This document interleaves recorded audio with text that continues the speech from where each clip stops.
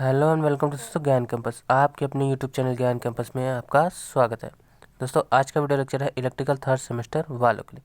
Subject है आपका EIM। ठीक है।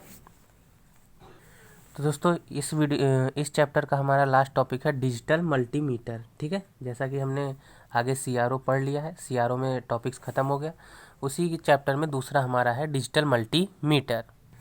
तो दोस्तों वीडियो में आगे बढ़ने से पहले एक और बात, दोस्तों वीडियो अच्छी लगे तो लाइक कीजिएगा, चैनल पर नए हैं तो सब्सक्राइब करके बेल आइकन प्रेस कर लीजिएगा ताकि फ्यूचर में आने वाली ढेरों अपडेट्स आपको सबसे पहले मिल सके। तो आपका ज़्यादा समय न लेते हुए चलिए आज का लेक्चर शुरू करते हैं। तो जैसा कि आप स्क्रीन पर देख पा रहे हैं डिजिटल मल्टीमीटर। ठीक है। डिजिटल मल्टीमीटर देख लेंगे क्या होता है।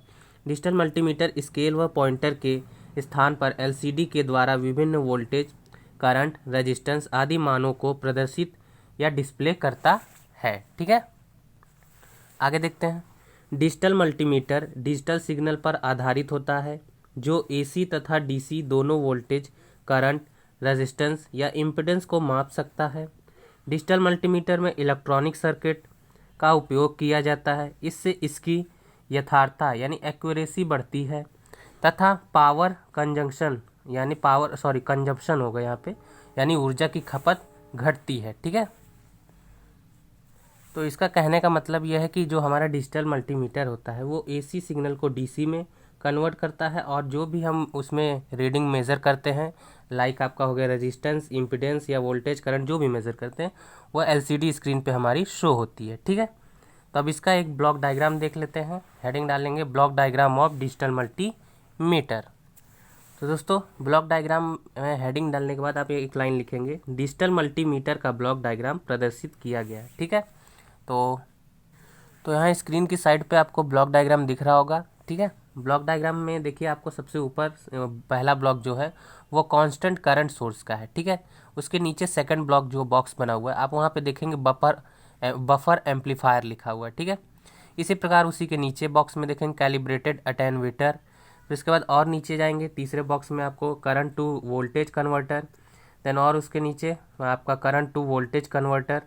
ठीक है। और नीचे कैलिब्रेटर अटेन्यूएटर। ठीक है।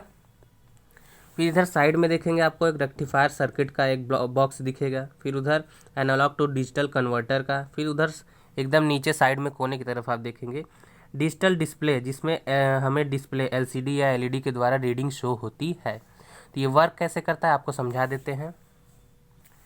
तो दोस्तों यहाँ पे सबसे पहले आप आगे आगे देखेंगे एक रोटरी स्विच लगा होता है। सबसे आगे देखेंगे रोटरी स्विच हमारा जो होता है, यानी रोटरी स्विच का इसके नाम से ही पता चल रहा है ये रोटेट करता है। तो इस रोटरी स्विच को हम जिस भी पॉइंट पे रखेंगे, लाइक आपका 1 हो गया, 2, 3, 4, 5 पॉइंट बने हमारे, तो इस पॉइंट को जिस पे भी हम रखेंगे वो उसकी रीडिंग शो करता है। जैसे आपका पॉइंट 1 पे हमने, ये अभी आपको पॉइंट 2 पे दिख रहा होगा, मान लीजिए हम इस एरो को हम रोटरी स्विच के द्वारा घुमा के, ये हमारे रोटरी स्विच है, पॉइंट 1 पे रखते हैं तो यहाँ पे हमारा अननोन रेजिस्टेंस निकाला जाएगा। ठीक है। यहाँ पे रेजिस्टेंस आपको लिखा हुआ दिख रहा होगा शॉर्ट फॉर्म में, तो उसके द्वारा हम अननोन रेजिस्टेंस ज्ञात करेंगे यानी अज्ञात प्रतिरोध। अगर हम, ये हमारा पॉइंट 2 पे दिख रहा है तो पॉइंट 2 पे हम क्या करेंगे, AC वोल्टेज को हम DC में कन्वर्ट करेंगे। ठीक है। ठीक है। वो रेक्टिफायर सर्किट द्वारा DC में कन्वर्ट हो जाएगा। तो ये इसी प्रकार हम किसी भी पॉइंट में रखेंगे। जैसे पॉइंट 3 में आपका हुआ AC करंट है। ठीक है। AC करंट को हम इसमें रखेंगे तो AC करंट वोल्टेज कन्वर्टर ये वोल्टेज में कन्वर्ट कर देगा इसको। ठीक है। और इसी प्रकार 4 में रखेंगे तो DC करंट को आपको ये DC में वोल्टेज में कन्वर्ट कर देगा। और यहाँ पे एक और पॉइंट है इसका इनपुट प्रोबब्स। ठीक है। ये आपको ग्राउंडेड है। ठीक है। एक पॉइंट आपका ये ग्राउंड रहता है। तो आप लोग इसको ड्रॉ कर लीजिए। ठीक है। और स्क्रीनशॉट ले लीजिए। तो उसके बाद आगे बढ़ते हैं।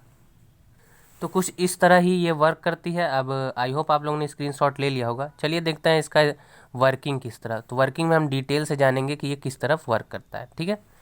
तो चलिए देखते हैं वर्किंग। तो उस डायग्राम के आगे ही हम वर्किंग लिखेंगे। ठीक है। वर्किंग हेडिंग डाल लीजिए और देखते हैं वर्किंग। इनपुट टर्मिनल को मोड सिलेक्टर स्विच यानी जिसे रोटरी स्विच भी कहते हैं, ठीक है, से कनेक्ट किया जाता है। दूसरे इनपुट टर्मिनल को नेगेटिव व ग्राउंड से जोड़ा जाता है, जैसा कि हमने आपको स्क्रीन पे दिखाया था। आप उसमें डायग्राम में देख सकते हैं, वहाँ पे इनपुट प्रोबब्स जो लिखा था वही आपका ग्राउंडेड है। ठीक है।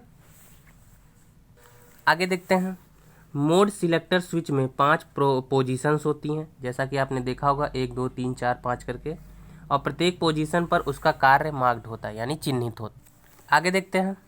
तो दोस्तों आगे बढ़ने से पहले आप लोग नोट्स कहते हैं, तो नोट्स आप वीडियो को पॉज करके भी बना सकते हैं, देखते देखते आप समझते समझते नोट्स को बनाते रहिए, ठीक है। पीडीएफ बनाने का हमें टाइम नहीं मिलता है, तो अगर जिस दिन पीडीएफ वगैरह हम ना दे पाएँ तो आप इसे भी देख के समझ के नोट्स बना सकते हैं। तो आगे देखते हैं, ठीक है। मल्टीमीटर में बफर एम्पलीफायर भी लगा होता है, जैसा कि आपने देखा होगा। प्राप्त इनपुट एसी व डीसी करंट या वोल्टेज संबंधित मोड सिलेक्टर, ये आपका सिलेक्टर लिखा हुआ है, ठीक है। स्पेलिंग मैं बोल दे रहा हूँ, SELECTOR, ठीक है। पोजीशन से जोड़ दिया जाता है।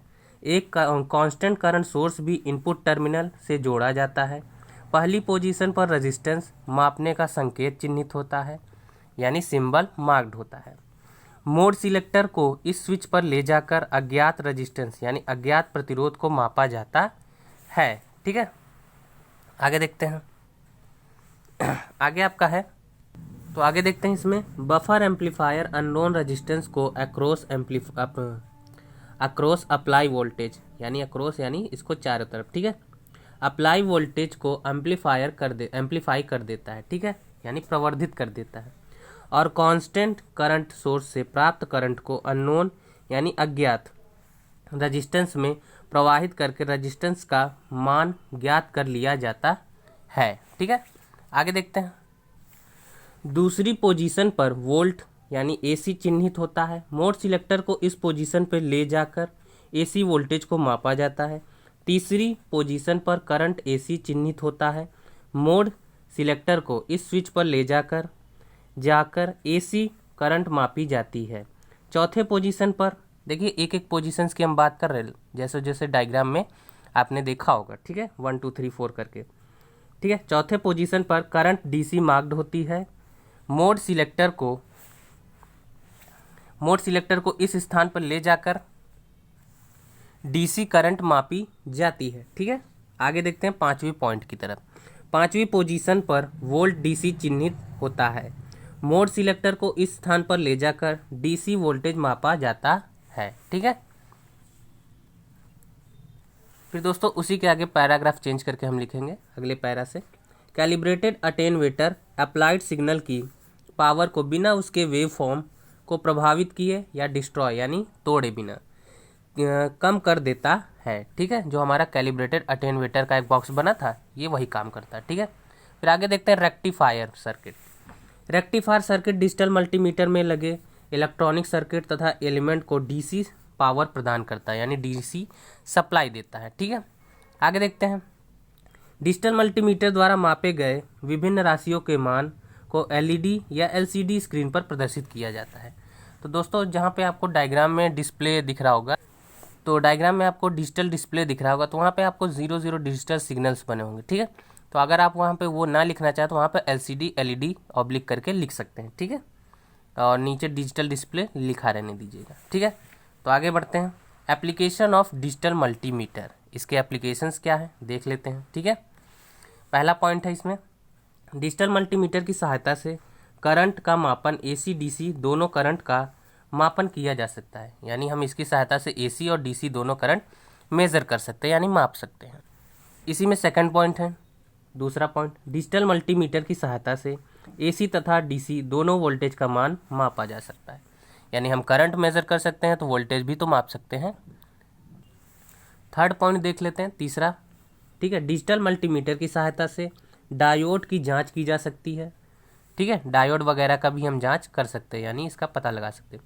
नेक्स्ट पॉइंट, डिजिटल मल्टीमीटर की सहायता से इलेक्ट्रिकल तथा इलेक्ट्रॉनिक सर्किट को जांचा जा सकता है, यानी चेक किया जा सकता है, सर्किट यानी परिपथों को, ठीक है। नेक्स्ट पॉइंट, डिजिटल मल्टीमीटर की सहायता से रेजिस्टेंस का भी मापन किया जा सकता है, यानी हम रेजिस्टेंस का भी मेजरमेंट कर सकते हैं, ठीक है, उसे माप सकते हैं। तो दोस्तों आज के वीडियो लेक्चर में इतना ही, हमारा इसी के साथ ये चैप्टर भी एंड हुआ। अब नेक्स्ट वीडियो लेक्चर में हम नया टॉपिक नया चैप्टर के साथ शुरू करेंगे, ठीक है।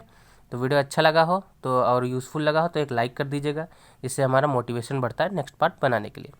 और अगर अभी तक हम हमारे टेलीग्राम ग्रुप से नहीं जुड़े हैं तो डिस्क्रिप्शन में आपको लिंक मिल जाएगा, तो वहाँ से आप ज्वाइन हो सकते हैं ढेरों अपडेट के लिए। तो मिलते हैं नेक्स्ट वीडियो में, तब तक के लिए जय हिंद जय भारत, थैंक्स फॉर वॉचिंग।